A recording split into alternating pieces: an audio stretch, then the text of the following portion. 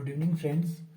आज हमारी exam bite की नेक्स्ट क्लास है और आज हम इस बाइट क्लास पे एक नया टॉपिक पढ़ेंगे।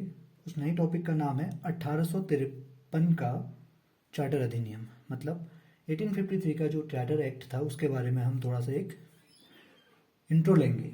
तो देखिए टॉपिक 1853 का चार्टर अधिनियम।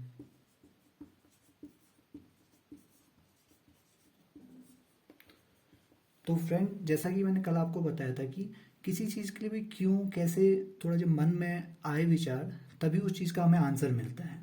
अब देखिए, ये इम्पोर्टेंट इसलिए था क्योंकि जो गवर्नर जनरल का जो एक परिषद था, गवर्नर जनरल की एक परिषद थी, जनरल ऑफ इंडिया की जो एक परिषद थी, उसे यहाँ पे दो भागों में डिवाइड कर दिया गया था। एक तो था उसका विधायी परिषद और एक विधायी कार्य थे और एक उसके प्रशासनिक कार्य थे। तो देखिए, एक तो विधायी थे और दूसरे थे प्रशासनिक कार्य। अब इन दोनों में ये डिवाइड कर दिया था। जो हमारी गवर्नर जनरल की जो परिषद थी, जो हमने लास्ट में पढ़ा था, लास्ट जो क्लास पढ़ी थी उसमें हमने पढ़ा था गवर्नर जनरल ऑफ इंडिया के बारे में पढ़ा था। फर्स्ट कौन था?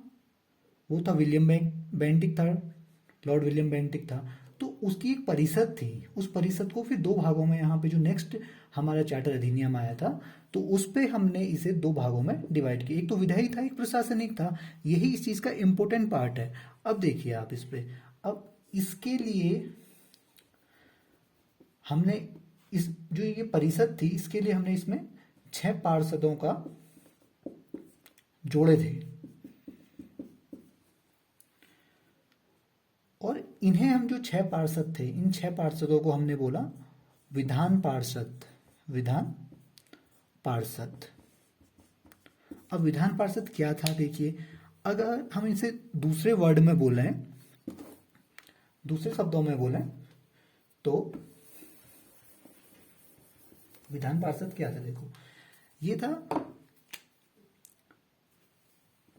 विधान पार्षद को हम दूसरे शब्दों में कह सकते हैं, विधान जो पार्षद था सब दूसरे शब्दों में बोल सकते हैं भारतीय विधान परिषद बोल सकते हैं या केंद्रीय विधान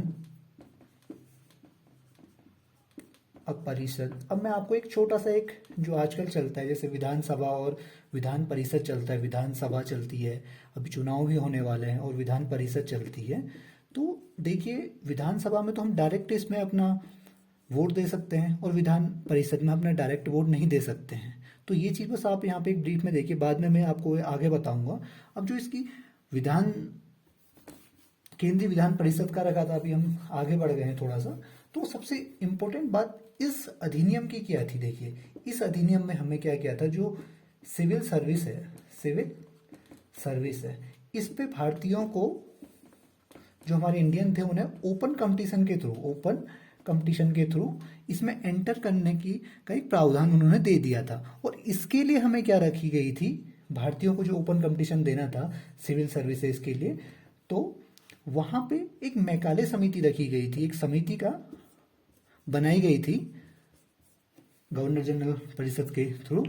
और उस मैकाले समिति के थ्रू हमें सिविल सर्विसेज का यहाँ पे हम लोग इंडियन, जिसके पास इंडिया की नागरिकता है, वो यहाँ पे जा सकता था। तो ये जो मैकाले समिति बनी थी वो कब बनी थी? वो बनी थी 1854 पे।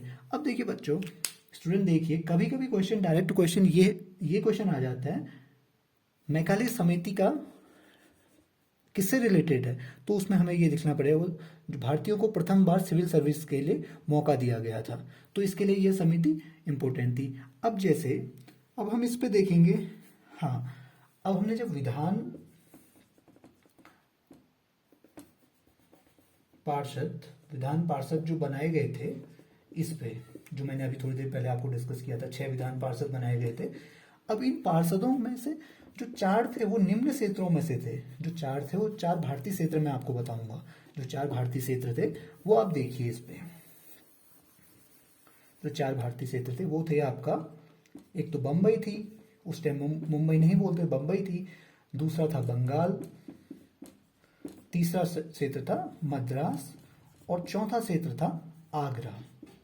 अब इन 4 जगहों से, इन 6 में से 4 विधान पार्षद चुने जाते थे। अब देखो फिर कंपनी ने क्या किया।